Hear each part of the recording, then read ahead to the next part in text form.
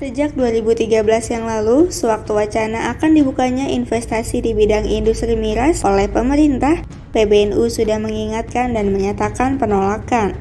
Namun tiba-tiba terbit Perpres nomor 10 tahun 2021 tentang bidang usaha penanaman modal pada tanggal 2 Februari 2021 lalu, yang mengizinkan investasi di sektor minuman haram tersebut. Kebijakan tersebut kontan saja membuat PBNU geram. Hal tersebut terungkap dari wawancara yang dilakukan muslimchoice.tv dengan Ketua PBNU Kiai Haji Marsudi Suhud.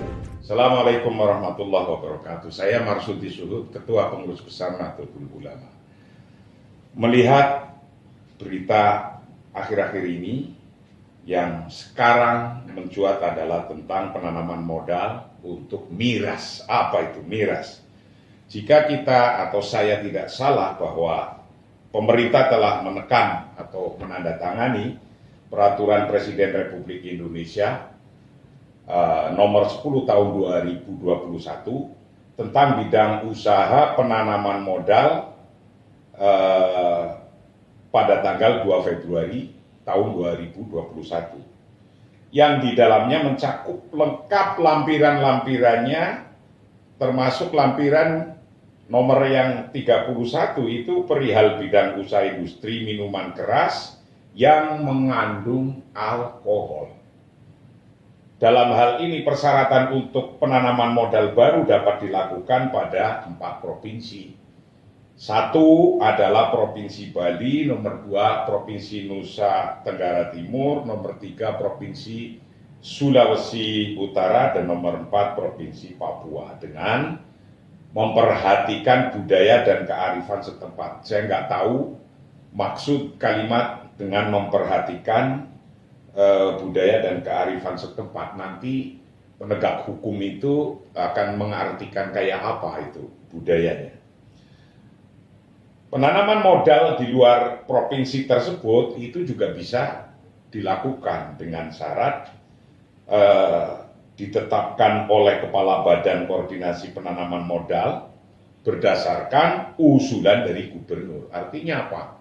Seluruh gubernur Indonesia itu bisa membuka usaha atau memproduksi minuman keras. Seluruh Indonesia itu. Kalau yang 4 tadi berarti memang mereka sudah langsung bisa. Kalau yang selain itu nanti ada usulan gubernurnya bikin rekomendasi, jadi itu pabrik miras di mana-mana. Begitu pula bidang usaha nomor urut 32. Nomor urut 32 itu menyatakan bahwa industri minuman yang mengandung alkohol seperti anggur, dan bidang usaha nomor 33 tentang bidang usaha industri minuman mengandung malt. Malt itu apalah, saya nanti pasti ada yang bisa jelaskan kepada saya. Itu persyaratannya sama dengan bidang usaha nomor 31, yaitu kalau di 4 provinsi tinggal jalan saja. Terus kemudian kalau di luar provinsi lain, gubernur lain, itu yang penting ada rekomendasinya dari gubernur. Nah, di sini ada yang lebih dari itu, yaitu nomor 44 yang mengatur perdagangan eceran miras. Itu minuman keras di eceran itu yang beralkohol diatur jaringan distribusi dan tempatnya khusus. Tapi eceran. Kalau yang disebut tempat khusus itu misalnya lemari esnya, freezernya sebelah sini khusus untuk minuman yang halal, aqua, teh botol atau apa. Sebelah sini khusus untuk yang minuman, tapi yang minuman keras. Tapi itu sudah disebut khusus apa belum? Nah, begitu pula ketika perdagangan eceran di kaki 5. Nih, kaki 5 sudah boleh jualan minuman keras atau alkohol. Jaringan distribusinya dan tempatnya itu khusus juga, tapi sebutan khusus hal ini menunjukkan bahwa kaki 5 sudah diperbolehkan jualan miras. Ingat, ketika kaki 5 tuh yang tenteng-tenteng, ada yang pakai gerobak sendiri, ada yang pakai kotak sendiri yang dipakai sepeda, ada yang pakai ember itu kalau di Munas tuh. Dan nanti kalau sebelah kanan bawa ember sendiri, aqua yang halal, sebelah kiri bawa minuman. Itu kan sudah tempat yang khusus yang berbeda itu. Kalau maksudnya demikian, ya nanti setiap pagi ada orang celeng di jalanan tidur itu. Setiap pagi, sekarang itu Pak Polisi aja sudah kewalahan yang model zaman sekarang ini.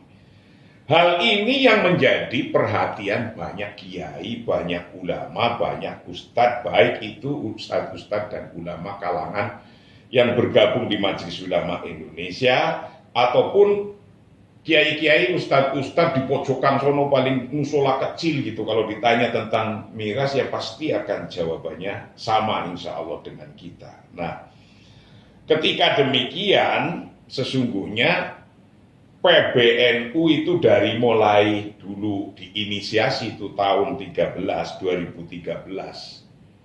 tanggal 23 Juli PBNU sudah mengeluarkan pernyataan mengkritisi adanya undang-undang yang bahwa investasi minuman keras itu akan dibebaskan.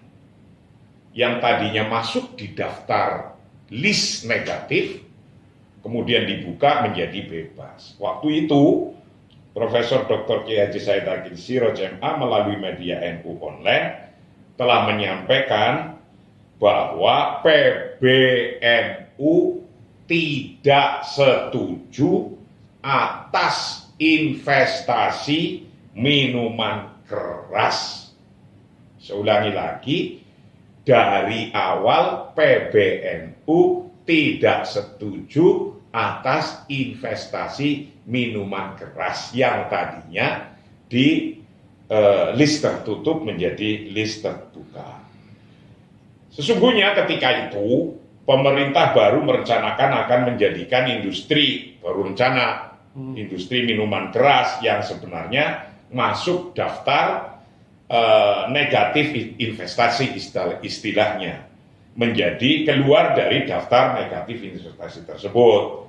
Nah sekarang yang dulu sudah diberikan masukan terus oleh PBNU melalui media, ternyata DPR-nya juga itu nanti itu ikut meloloskan undang-undangnya kan. Kalau pemerintah mengeluarkan PP kan karena sudah ada undang-undangnya. Jadi ini DPR-nya juga memang sudah meloloskan. Ya nanti itu para partai-partai itu kalau sudah melihat anak cucu bapak-bapak itu yang sekarang di Senayan itu pada pating gelempang di pinggir jalan, nah baru itu mereka akan merasakan itu.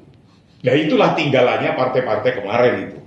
Ini tinggalannya begitu. Lalu apakah ada sikap berbeda tentang sikap NU terdahulu sampai sekarang ini?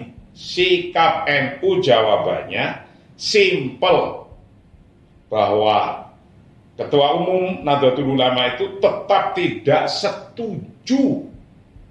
PBNU tidak setuju, baik karena hal itu karena qoliluhu wa kathiruhu haram. Karena hal itu sedikit atau banyak itu adalah benda yang haram.